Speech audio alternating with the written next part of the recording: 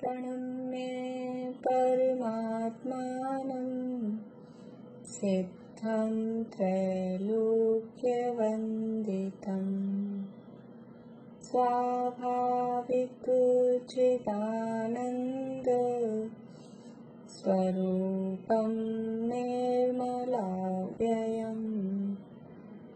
शुद्धजीवादिद्रव्याणां देशिकं च जिनेश्वरम् द्रव्यसंग्रहसूत्राणां वृत्तिं वक्षे समासितः जीवमजीवमदव्यं जिणवरवसयेण जेणनेत्तिष्ठम् देविन्दुविन्दुवन्दं वन्दे तं सर्वदा शिरसा कहे जीव अजीव जिनवर वृषभ ने लोक में वंद्य सुरपति वृंद से वंदन करूं कर जोड़ मिच्छो शासन मिस्सो अविरत सम्मोय देश विरदोय विरदापमत्तितरो अपूर्व अणियट्टि सुमोय उपसंत क्षीणमोह सजोग केवल जिनो अजोगीय 14 गुण ठाणानीय कमेण सिद्धायणा दवा।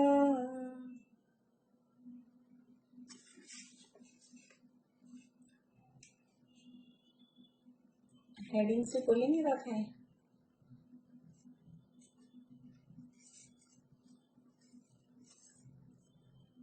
जीव का कर्तृत्व अधिकार बताने वाली गाथा।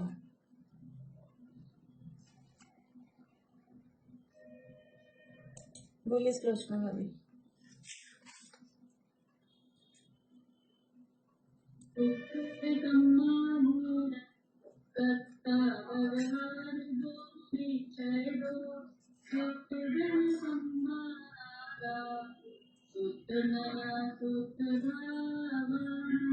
बढ़िया।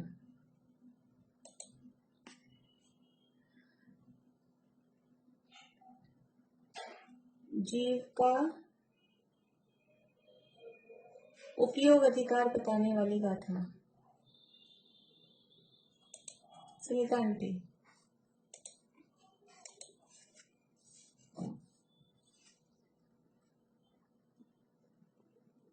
अनम्यूट करिए सुनीता आंटी।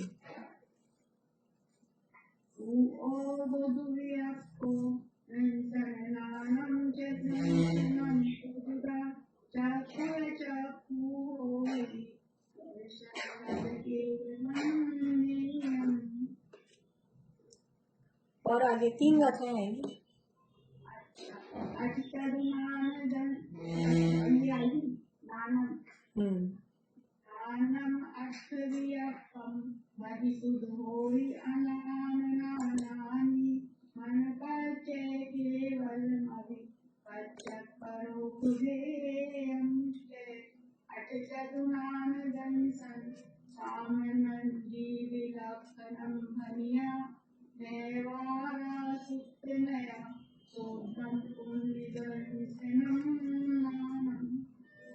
बढ़िया। जीवो पद को बताने वाली गाथा।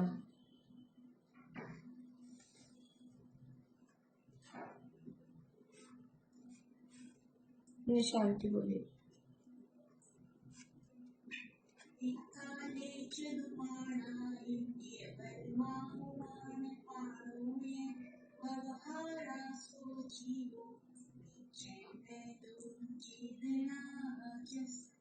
बढ़िया। बंध के भेद बताने वाली गाथा।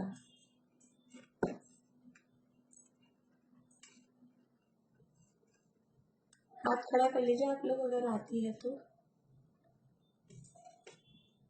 हाँ निशांति बोलिए।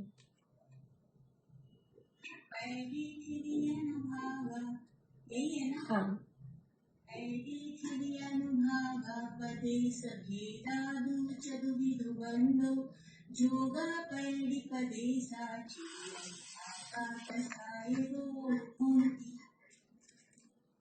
आश्रव तत्व का स्वरूप बताने वाली गाथा है।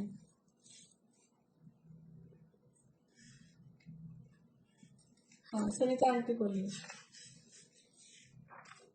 आसव बंधन संवर निर्जर मोक्षकं विभावादे इंद्रादि तेता सम्मते निपन्नामो। नहीं, इसमें आसव तत्व का स्वरूप नहीं आया, ये तो सामान्य कथन किया। अच्छा आसव वाली आएगी, दूसरी वाली हाँ आएगी। दूसरी वाली से।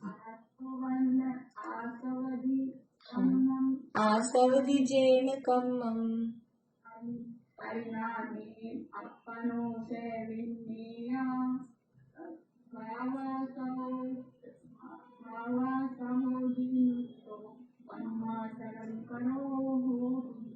हाँ दूसरी भी आगे वाली भी आएगी, ये दोनों गाथाएं। हाँ 29 और 30 और 31।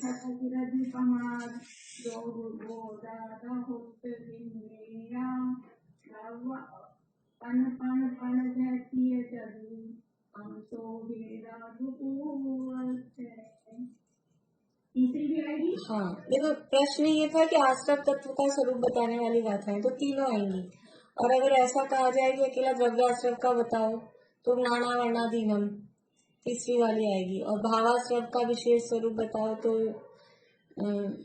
मिथ्यता विरोधी प्रमाद, और सामान्य से पूछा कि आश्रव तत्व का स्वरूप बताने वाली गाथाएं तो तीनों आएंगी।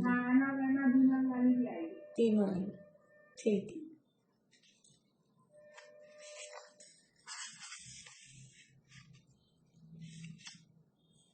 बंध तत्व का स्वरूप बताने वाली गाथा।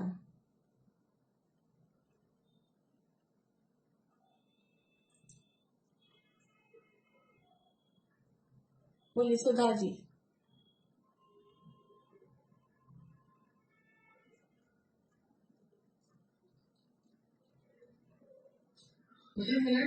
हाँ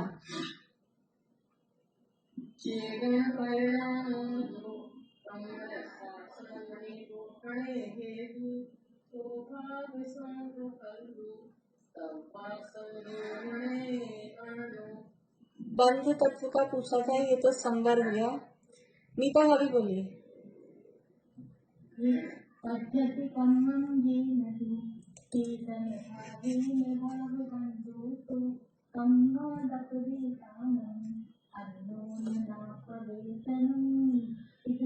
अन्नोन्न पवेशनम। बढ़िया बढ़िया, ये बंध तत्व का स्वरूप बताने वाली गाथा है। जीव के अमूर्तिक पने को बताने वाली गाथा। शिमला भाभी।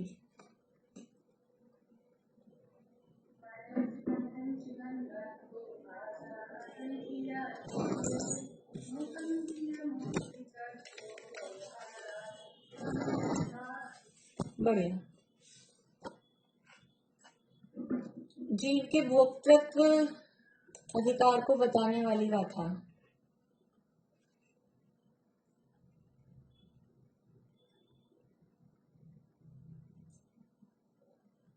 सविता आंटी बोलिए।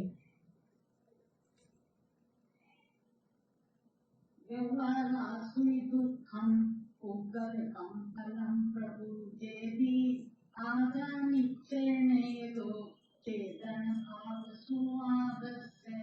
बढ़िया, चेतन भावम खुआदस्य। बढ़िया। जीव संसार में स्थित है, संसारस्थ, इस पद को बताने वाली गाथा है। तो लेनीता भाभी।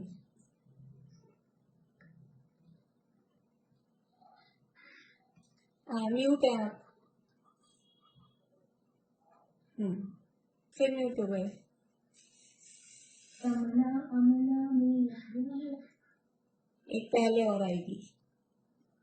पूर्वी जल हम्म से वनस्पति विविधतावरी हिंदी विगतिक जल पंचका जीवाणु संखादी। 3 गाथाएं आएगी। कमला अमला नीला पंचदिए निर्मला परिकल्पे बादल सुहने इंद्री तपे पच्यत इतराय मक्कन गुण ठाने चलपंचितः अशुद्धनया बिन्नीला संसारी तपे कुत्ताहितोषुनया। बढ़िया। काल द्रव्य का स्वरूप बताने वाली गाथा ज्योति जी। द्रव्य परिवर्तन जो सो कालो द्रव्य परिवर्तन जो सो कालो हवेई व्यवहारो। हवेई व्यवहारो। द्रव्य परिवर्तन जो सो कालो हवेई व्यवहारो परिणामादिरतो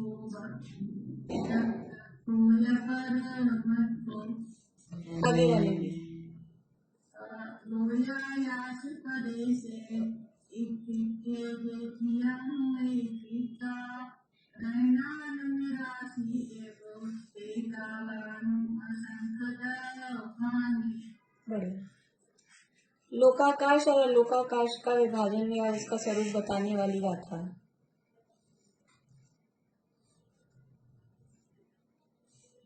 शिमला भाभी बोलिए। नहीं नहीं, लोकाकाश और अलोकाकाश का बताने वाली।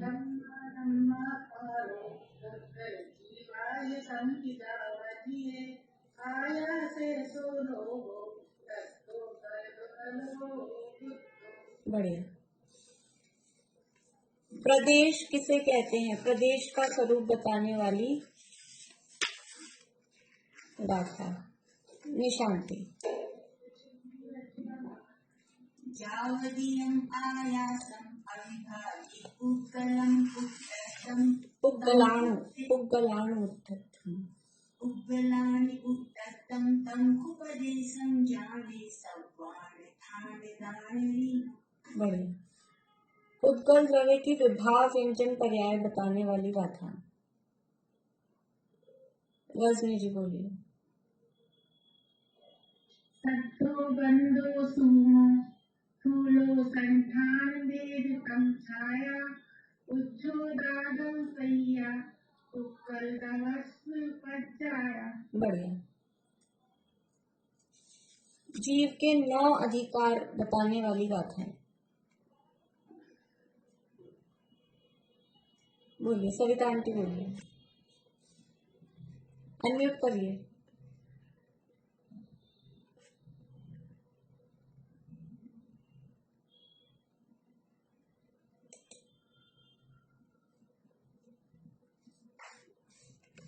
अनम्यूट करिए उसको, दबाइए आंटी।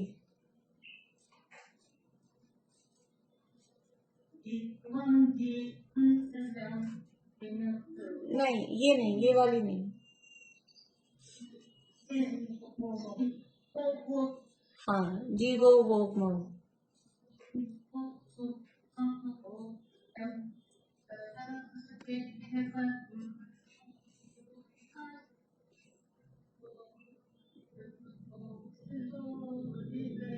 बढ़िया।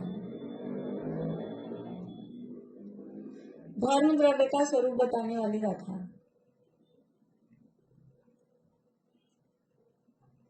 हाँ मृदुला जी बोलिए।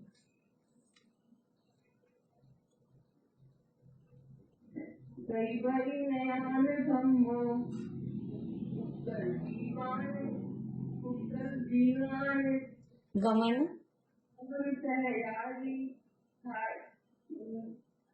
तोयम।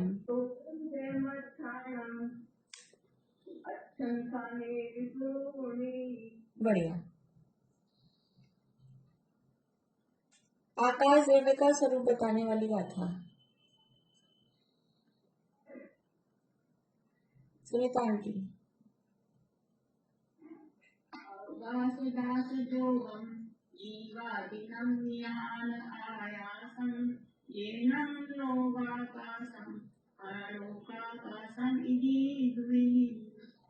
ठीक है। अधर्म द्रव्य का स्वरूप बताने वाली गाथा।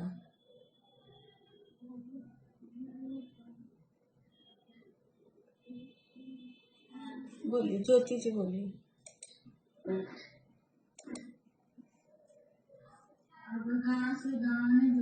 अधर्म द्रव्य।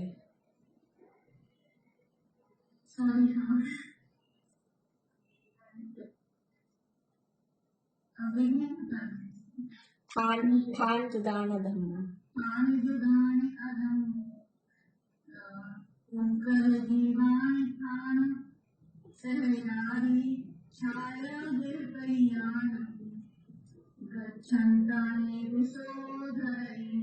ठीक है।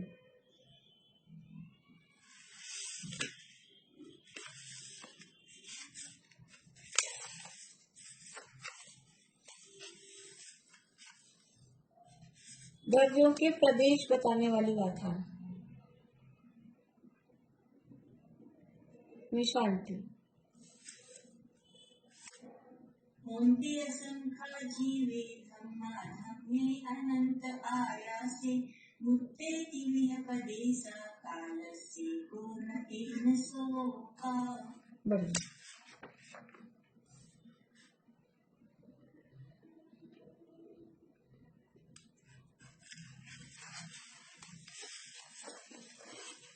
जीव सिद्ध है और ऊर्ध्वगमन स्वभाव वाला है। सिद्ध और ऊर्ध्वगमन स्वभाव को बताने वाली गाथा। सुधा जी।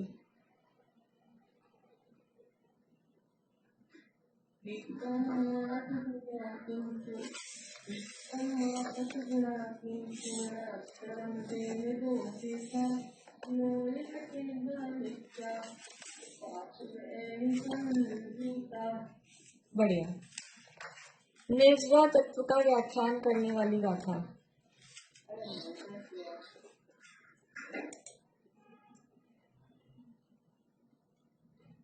निशांति बोलिए। कालेन तवेनय उत्तर संपन्न उद्गलं येन भावेन सदधीया तत्सरणं निज्जरा दुहिः। तत्सरणं चेदि निज्जरा दुहिः। चेदि। तत्सरणं चेदि निज्जरा दुहिः। बढ़िया। चलिए, हो गई लगभग सब गाथाएं, एक आध रह गई हैं बस। रजनी जी, आप सुना रहे आगे की गाथाएं?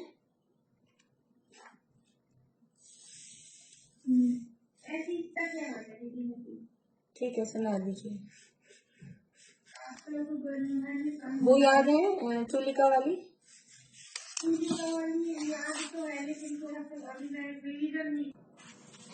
मोक्ष तत्व का स्वरूप यहाँ बताया गया है। क्या स्वरूप बताया है, गाथा पढ़ते हैं। सर्वस कमणो जो खये दुआपणो परिणामो मेयो स्वभाव मुखो द्रव्य विमुखो यकम भावो। रजनी जी, अभी आपने जो गाथा बोली थी ना, ये आसव बंधन संवर निज्जर मोक्षो। मोक्षो शब्द है, आपने मोक्षो की जगह कुछ और बोला था। अच्छा, संस्कृत में तो मोक्षा है, यहाँ अपनी किताब में मोक्षो है। ठीक है, वो पाठ भेद हो सकता है। ठीक है, फिर देख लेना। और कल भी आपने जो बोली थी, कल मैं बताना भूल गई थी, वो उसमें निश्चय नए शब्द नहीं था। कौन सी गाथा थी वो?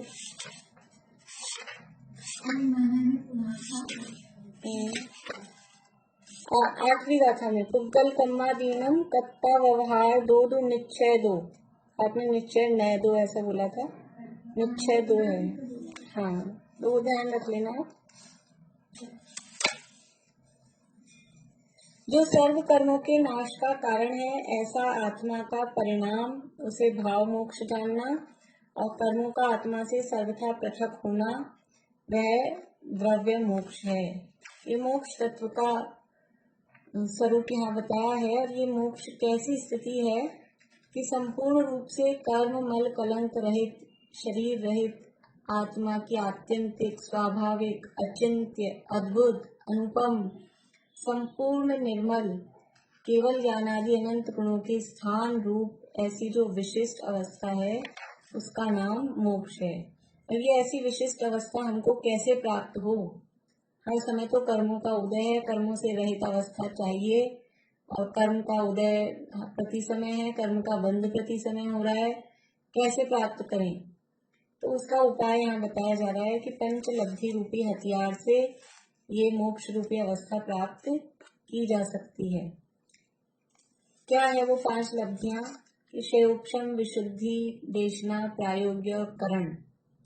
तो ऐसे इस तरह का ज्ञानावर्णादि कर्मों का क्षेयोक्षम जिसमें तत्व विचार हो सके, इस तरह की कषायों की मंदता जिसमें तत्व विचार हो सके, और गुरु से जो उपदेश सुना, मोक्ष मार्ग का जो उपदेश सुना, उस उपदेश को सुनकर फिर तत्व विचार कर सके, और वहां तक जो ये तत्व विचार किया उस तत्व विचार में और गहराई में जाए और विशुद्धता बढ़े, वो प्रायोग्य और ज्यादा चिंतन मनन उसके बारे में करे।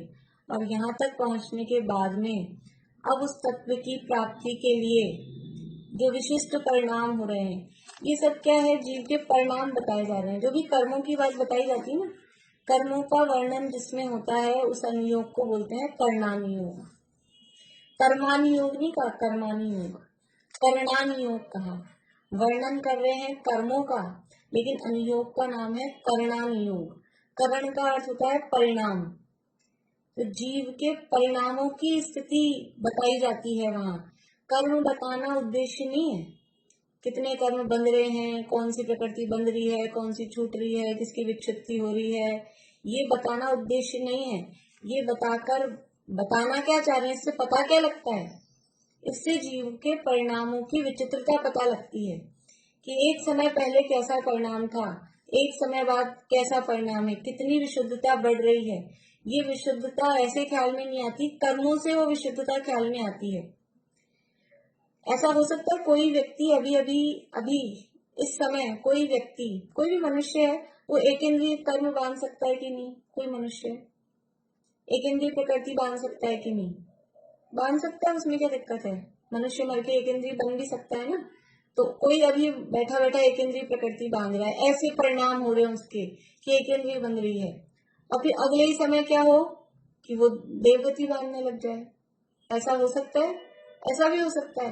ये तो समय समय का, तो ये कर्णानुयोग में ऐसा बताया जाएगा, अभी ये बांध रहा था, फिर ये बांधने लगा, फिर ये बांधते बांधते ये बांधने लगा, अभी देवगति बांध रहा था। आयु नहीं कह रही हूँ मैं, गति बोल रही हूँ। गति तो बदलती रहती है हर समय, आयु की बात नहीं है। तो कोई अभी नरक गति बांध रहा है, नरक गति बांधते बांधते अगले समय देवगति बांधने लगे, देवगति बांध रहा है, देवगति बांधते बांधते त्रियंच गति बांधने लगे, और अभी पंचेंद्रिय बांध रहा था, पंचेंद्रिय बांधते बांधते साधारण बांधने लग जाए। ये सब ऐसे परिवर्तन नाम कर्म में, और भी कर्मों में, पर ये नाम कर्म के भेद हैं सारे। तो हर समय समय ऐसा परिवर्तन होता रहता है। क्यों हो रहा है ये परिवर्तन? क्यों हो रहा है ये परिवर्तन? ये जीव के परिणाम पर, यानी इससे ये पता लगता है कि परिणाम कितनी जल्दी जल्दी बदलते हैं। किसी के वर्तमान के जरा से परिणाम को देखते ही हम दूसरे की पूरी उसको सर्टिफिकेट नहीं दे दें। अपने परिणामों को तो संभाल के रखना ही रखना है, क्योंकि इतनी जल्दी जल्दी परिणाम बदलते हैं। अपने परिणामों को भी संभाल के रखना है, और दूसरे के संबंध में भी, कि एक समय का जरा सा किसी का परिणाम देखा और उसको सर्टिफिकेट दे देंगे तो ऐसा है, पूरी जिंदगी का निर्णय नहीं किया जा सकता है। क्योंकि परिणाम है वो क्षण क्षण में, क्षण तो बहुत बड़ा हो गया, समय समय में ऐसे परिणाम बदलते हैं। तो कर्म का जो बंधन हो रहा है कर्म के बंधन से जीवों के परिणामों का पता लगता है, इसलिए ये कर्म की बात बताई जाती है। कर्म बताना, कर्म दिखाना उद्देश्य नहीं है। बोलिए। पंच परावर्तन में ये जो द्रव्य क्षेत्र काल भाव और भाव परावर्तन सब में ज्यादा होता है ना, इसका मतलब जो क्योंकि प्रतिशत एकदम हर समय बदलता है तो इसका समय ज्यादा होता है ना, ज्यादा जो भी सबसे ज्यादा टाइम भाव परावर्तन का ही है। अनंत गुना अधिक टाइम है और सबसे ज्यादा टाइम भाव परावर्तन का ही है। तो जीव के भाव प्रति समय ये परिणाम बदलते रहते हैं, और ये परिणामों में किस तरह की विशुद्धि होती है, तो यहाँ कर्मों से उसकी बात बताई जा रही है कि कैसी स्थितियां पहले समय में थी, अगले समय में उससे स्थिति बंध अपसरण हो रहा है ना, तो अगले समय में स्थिति कम बन रही है, उससे अगले समय में और स्थिति कम बन रही है। तो स्थिति कम बन रही है, ये क्या बता रहा है ये चीज कि परिणामों में विशुद्धता बढ़ रही है, वो विशुद्धता को बता रहे हैं।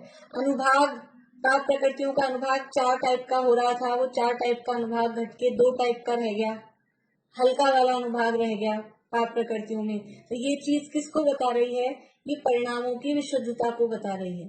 अगर इससे उल्टा हो जाए कि 2 टाइप का अनुभाग था और वो 4 टाइप का हो गया पाप प्रकृतियों में, हार्ड वाला जो कठोर वाला अनुभाग था वो बढ़ गया, इसका मतलब क्या है, संक्लेश बढ़ रहा है। वो संक्लेश बढ़ रहा है इसलिए आप अनुभाग ऐसा हो रहा है। स्थिति बढ़ रही है कर्मों की, इसका मतलब क्या है, संक्लेश बढ़ रहा है। संक्लेश अधिक है तो स्थिति अधिक, संक्लेश कम है विशुद्धि है तो स्थिति कम। ये सब जीव के परिणामों को दिखाता है। परिणाम ऐसे पकड़ में नहीं आते, परिणामों को नापने के लिए कर्मों का थर्मामीटर, कर्म के माध्यम से वो परिणाम दिखाई देते हैं। वैसे ऐसा कहते हैं ना, अभी हमारी जो स्थिति बन रही है, हमारे साथ जो भी कुछ हो रहा है, जैसा भी हम फील कर रहे हैं, जैसे भी संयोग मिले हैं, ये सब क्या दिखा रहा है कि हमने पूर्व में कैसे परिणाम किए थे, वैसे परिणाम किए थे, वैसा कर्म बंधा था और उसके हिसाब से अभी उदय में आ रहा है। तो जैसा भी अनुकूलता रूप की प्रतिकूलता रूप, जैसा भी जिसको जो फील में आता है, वो हम अपने पिछले परिणामों को पता लगा सकते हैं इससे कि हमने कैसे परिणाम किए थे, उसके जो कि जैसे परिणाम करे वैसे ही कर्म बंधा, जैसा कर्म बंधा है वैसा वो उदय में आ रहा है। तो यहाँ पर कर्मों के माध्यम से जीव के परिणामों को बताया जा रहा है। देखिए यहाँ अपनी अध्ययकरण की बात कल हुई थी, अध्ययकरण के 4 आवश्यक, और कौन कौन से थे वो 4 आवश्यक कि स्थिति कांडक घात होता है।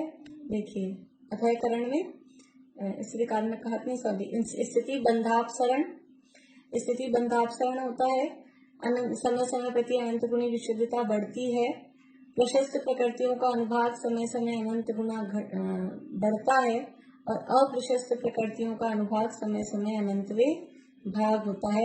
ये अध्ययकरण में 4 आवश्यक होते हैं। इसके बाद में अपूर्व करण होता है, और अपूर्व करण में फिर ये 4 तो हो ही रहे हैं, ये तो चल ही रहे हैं, विशुद्धता बढ़ रही है, स्थिति बंधापसरण और प्रशस्त प्रकृतियों के अनुभाग बढ़ना, अप्रशस्त प्रकृतियों का अनुभाग घटना, ये तो हो ही रहा है। इसके बाद में 4 आवश्यक और होते हैं। कौन से होते हैं, एक एक अंतर्मूर्त से सत्ताभूत पूर्व कर्म की स्थिति थी उसको घटाता है, सो स्थिति कांडक घात है। यानी हर अंतर्मूर्त में अभी जितनी स्थिति है पूर्वबद्ध कर्मों की, देखिए स्थिति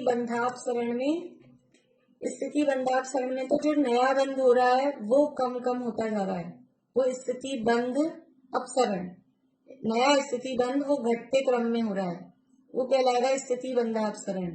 अब यहाँ स्थिति कांडक घात में क्या है कि पिछली जो स्थितियां बंधी हुई है पूर्वबद्ध कर्मों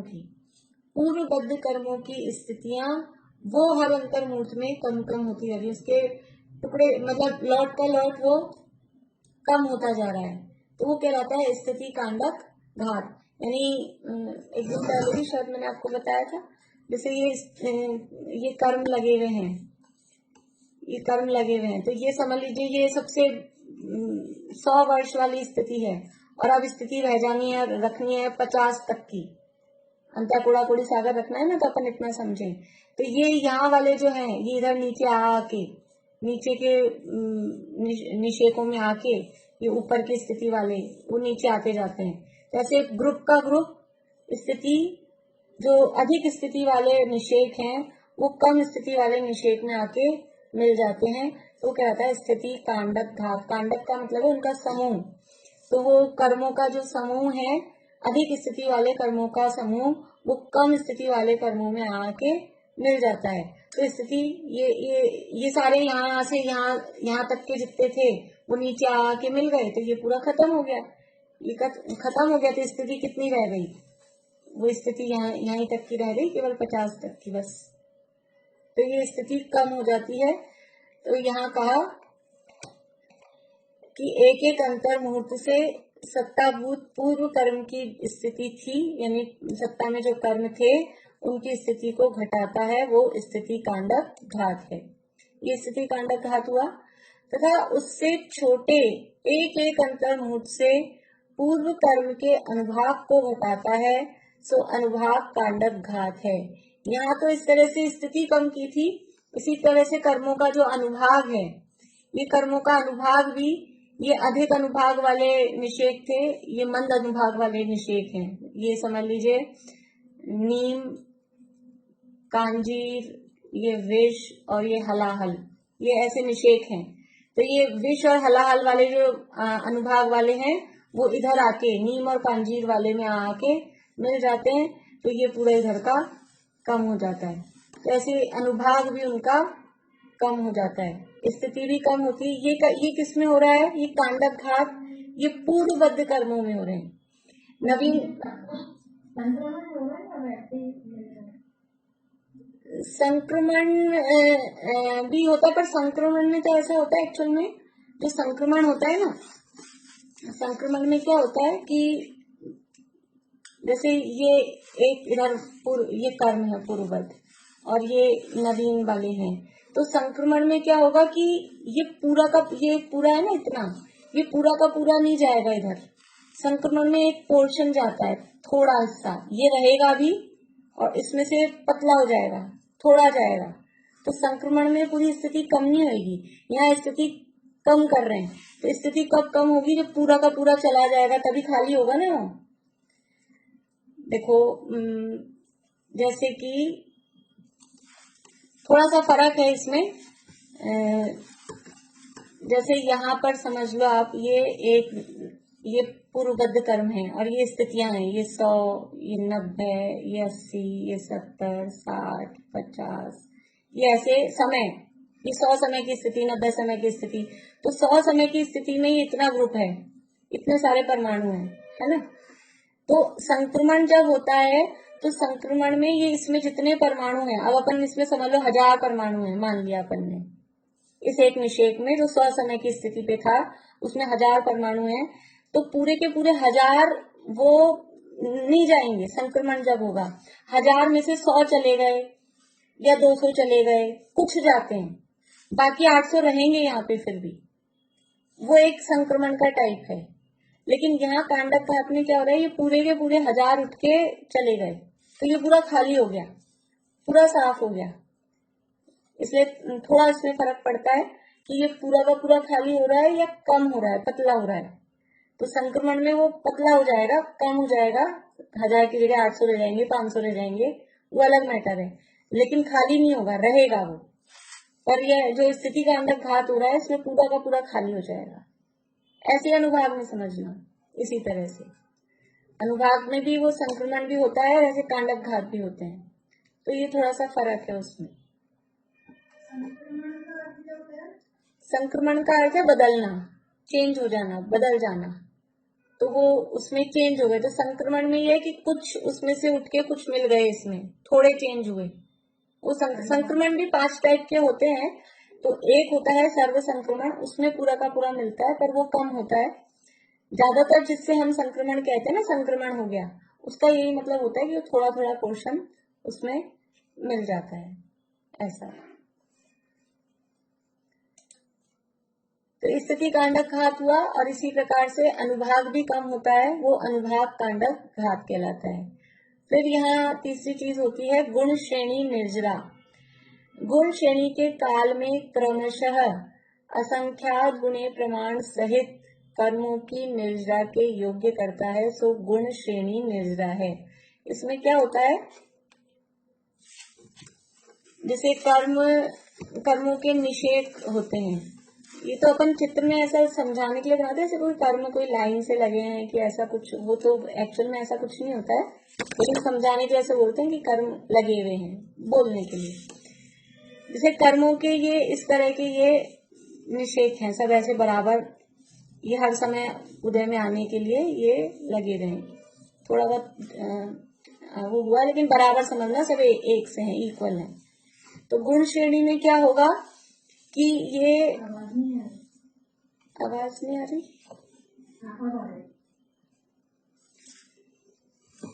गुण श्रेणी में क्या होगा कि पहले समय में समझ लीजिए इतने ये परमाणु आए, तो दूसरे समय में उससे ज्यादा परमाणु आएंगे निर्जरा के लिए, तो ये थोड़े ज्यादा आए, तीसरे समय में और ज्यादा आए, चौथे समय में और ज्यादा आए, पांचवें समय में और ज्यादा आए, छठे समय में और ज्यादा आए, ऐसा ये बढ़ता जाए इस तरह से ग्राफ, तो वो कहलाता है गुण श्रेणी।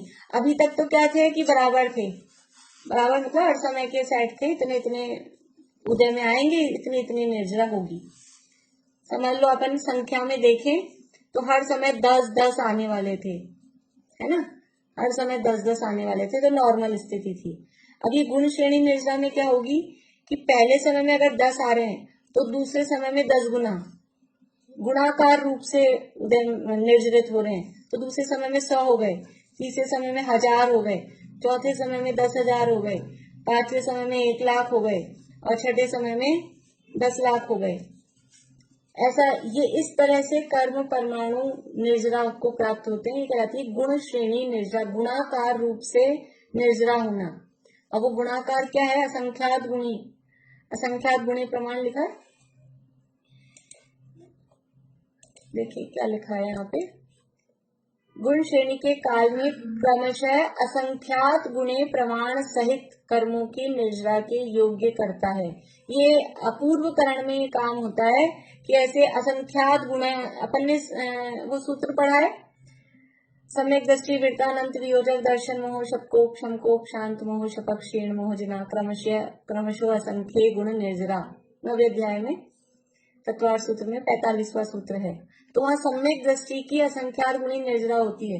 किससे असंख्यात गुणी निर्जरा होती है? सम्यक दृष्टि के किससे होती है? ये अपूर्व करण में, यहाँ जो करण लब्धि में निर्जरा हो रही है ना, ये करण लब्धि में भी निर्जरा हो रही है। अभी तो आत्म सम्यक दर्शन हुआ ही नहीं, उससे पहले ही। हाँ, यहाँ पर भी यद्यपि शुद्धोपयोग डायरेक्टली नहीं है, लेकिन वो विशुद्धि जैसी है और वो बिल्कुल शुद्धोपयोग के निकट है, उससे भी वहाँ निर्जरा चालू हो जाती है इस करण लब्धि के परिणामों में। इस करण लब्धि से असंख्यात गुणी निर्जरा सम्यक दृष्टि के, यहाँ ये गुण श्रेणी निर्जरा के योग्य ये करता है। ये 3 बातें यहाँ हुई, और चौथा काम और यहाँ होता है गुण संक्रमण। लेकिन जो औक्षमिक सम्यक दर्शन के लिए जो अपूर्व करण होता है, उसमें गुण संक्रमण नहीं होता। बाकी 8वां गुण स्थान होगा, अथवा दर्शन मोहिनी के क्षय के लिए करण परिणाम होंगे, या अनंतानुबंधी की विषय योजना के लिए करण परिणाम होंगे, वहां पर ये गुण संक्रमण होता है। गुण संक्रमण का क्या अर्थ है? गुण संक्रमण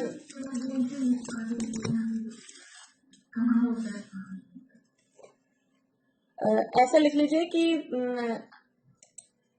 औक्षमिक सम्यक के लिए जो अपूर्वकरण होता है,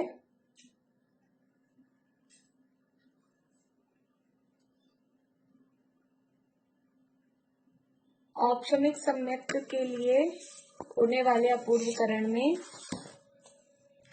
औक्षमिक मतलब प्रथमोपशम, प्रथमोपशम सम्यक के लिए होने वाले गुण संक्रमण में नहीं, होने वाले अपूर्वकरण में गुण संक्रमण नहीं होता। फिर से बोलती हूँ, प्रथमोपशम सम्यक के लिए होने वाले अपूर्वकरण में गुण संक्रमण नहीं होता। प्रथमोपशम सम्यक के लिए होने वाले अपूर्वकरण में गुण संक्रमण नहीं होता।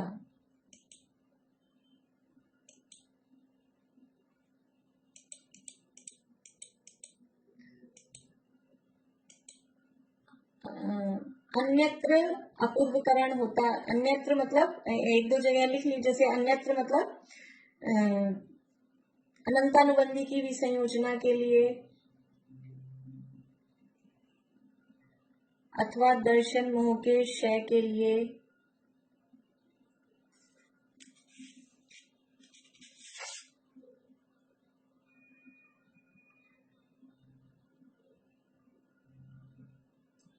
अथवा अपूर्वकरण गुणस्थान में, अनंतानुबंधी की विसंयोजना के लिए, अथवा दर्शन मोह के क्षय के लिए,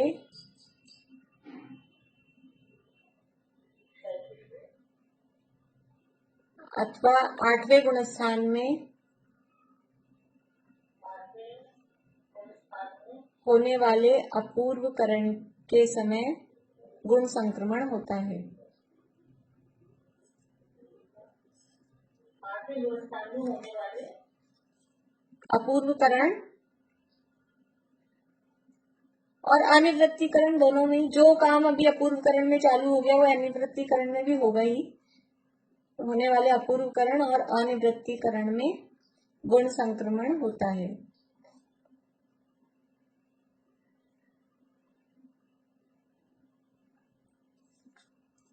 गुण संक्रमण माने गुणाकार रूप से संक्रमित होना। हाँ,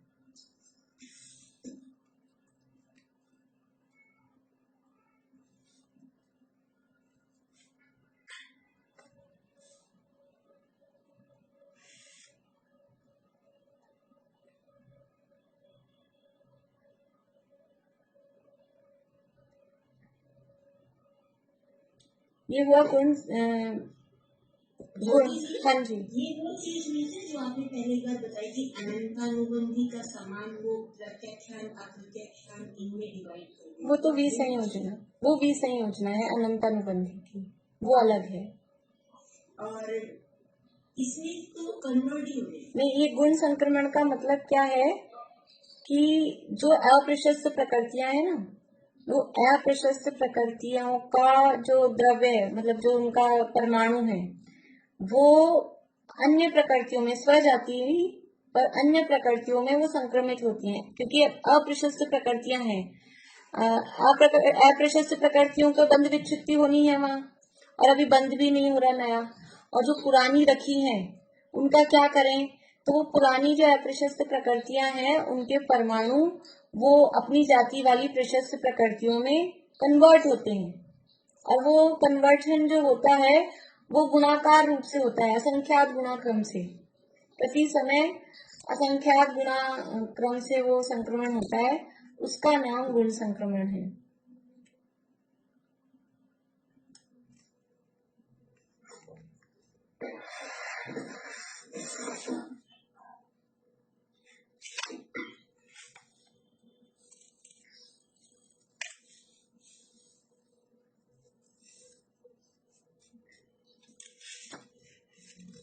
गुण संक्रमण में प्रति समय असंख्यात गुणा परमाणु, जो अप्रशस्त प्रकृतियां थी, उन अप्रशस्त प्रकृतियों के परमाणु प्रशस्त प्रकृतियों रूप संक्रमित होते हैं। गुण का मतलब है गुणाकार रूप से।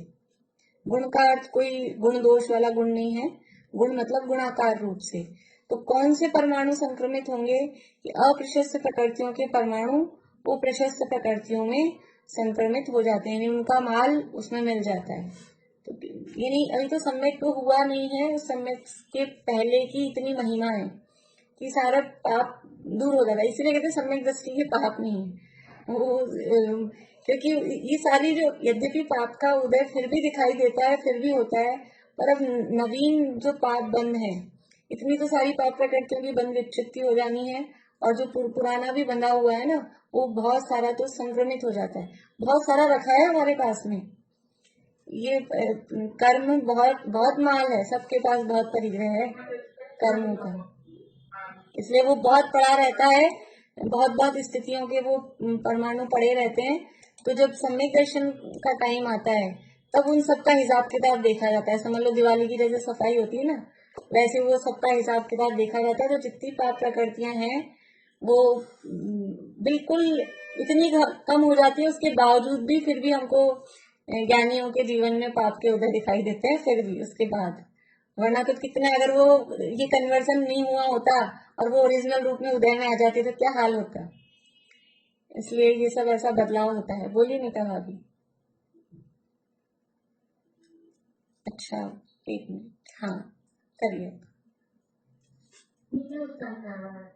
सामने से संभव जितना व्यक्ति होते हैं उनमें इन चीजों की कुछ तो उथल पुथल नहीं होती जो उस अग्रसर है, उनमें ये फेरफार कुछ भी नहीं होते किसी रूप में भी।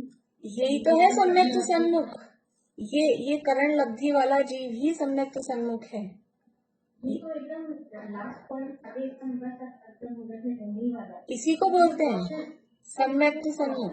एक प्रोसेस में जो चल रहा है अभी मार्केट में नहीं प्रोसेस पर एक स्टार्टिंग से लेकर वो प्रोसेस में जो चल रहा है, मतलब वो तो उसमें ऐसा है कि वो टेम्परेरी होते रहते हैं उसमें। वो प्रायोगिक लब्धि में जो कहा ना, इससे तो फिर शयोक्षम लब्धि में हमने देखा था, शयोक्षम लब्धि में ही वो कर्मों की स्थितियां थोड़ी इस तरह की होती हैं। तो वो प्रोसेस में जो लग रहा है उसके टेम्परेरी थोड़े थोड़े होते हैं, पर सम्यक के सन्मुख तो इसी को बोलते हैं जो करण लब्धि में स्थित है। ये जो अपन पढ़ रहे हैं ना मोक्ष प्रकाशक में, ये जो प्रकरण पढ़ रहे हैं, ये सम्यक सन्मुख मिथ्या दृष्टि वाला प्रकरण है। तो सम्यक सन्मुख यही कहलाता है जो करण लब्धि में स्थित है, बिल्कुल सन्मुख, मतलब अब बस सामने आ गया सम्यक दर्शन। लेकिन जो प्रोसेस में लग रहे हैं उनके भी वो ढीले तो पड़ते हैं, अनुभाग मंद पड़ते हैं, लेकिन वो क्या होता है कि अभी अनुभाग मंद पड़े, फिर थोड़ी देर बाद वो खुद पुरुषार्थ ढीला हो जाता है, उसका पुरुषार्थ कमजोर होता है, तो वो वापस से, क्योंकि तो अभी अपन ने बात की थी थोड़ी देर पहले कि समय समय के परिणाम बदल रहे हैं। अभी देवगति बांध रहा था और अगले समय ऐसे परिणाम के संकलेश एक इंद्रिय बांधने लग गया, साधारण बांधने लग गया। तो ये फिर वो परिणाम बदल जाते हैं। तो वो जैसी प्रकृति जैसा वो मेन बन रहा है आपका, उसके साथ में जो उसका सहयोगी है, सबके वो हैं पैकेज। एक इंद्रिय बांध रहे हो आप तो उसके साथ क्या क्या बंधेगा, देवगति बांध रहे हो तो उसके साथ क्या क्या बंधेगा।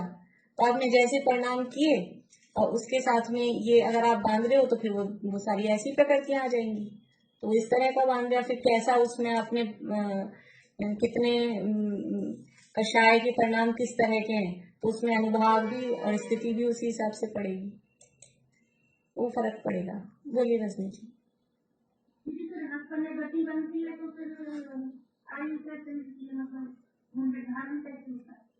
आयु तो बनने का जो टाइम आता है ना जीवन में, मैक्सिमम 8 बार आता है।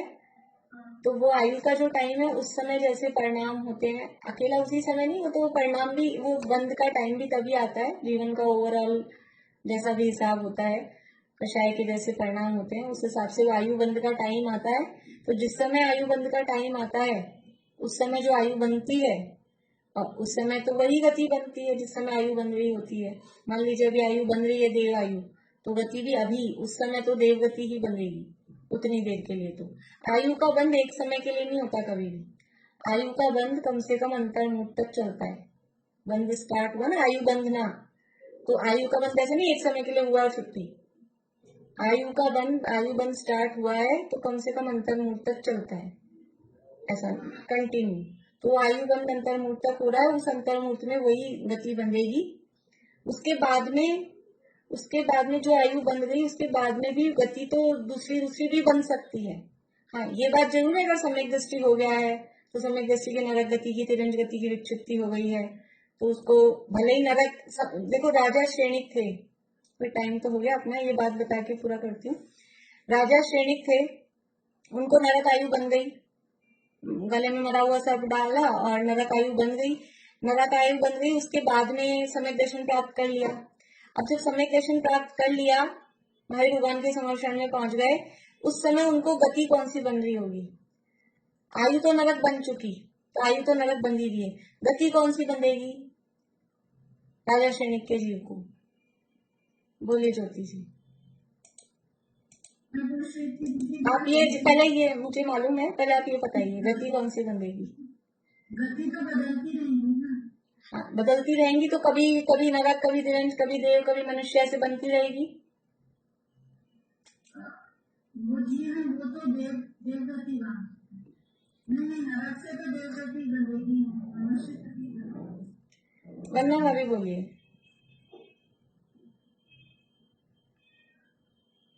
राजा श्रेणी के जीव को सम्यक दर्शन के बाद में कौन सी गति बंधेगी?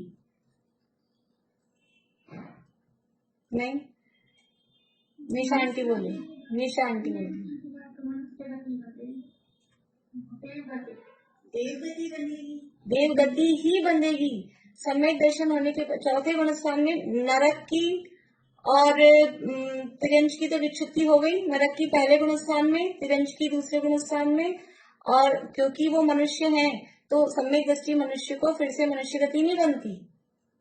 अगर एक मिनट, तो वो अगर वो देव होते तो देव को मनुष्य गति बनती। सम्यक दृष्टि देव होता तो उसको मनुष्य गति बनती, लेकिन सम्यक दृष्टि मनुष्य है तो उसको देव गति ही बनेगी।